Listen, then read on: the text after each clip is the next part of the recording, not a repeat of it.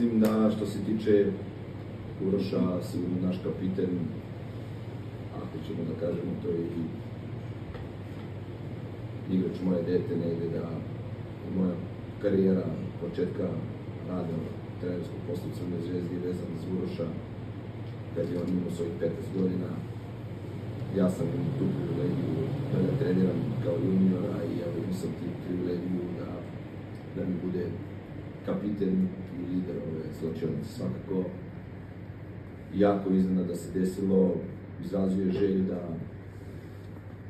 da napusti klub sa 32 godine. Mislim da apsolutno je klub uradio i ja podržavam pravu stvar da izađe našem kapitenu, lideru, da ode da obezbedi svoju budućnost, dobio je fenomenalne uslove, sa druge strane otišao u jedan fenomenalan klub, jedan od najboljih klubova u Kini. Tako da sa te strane mu želim od sveg srca puno zdravlja i još puno uspeha i sigurno jednog dana da se vrati u njegovu i našu Crvenu Zvezdu.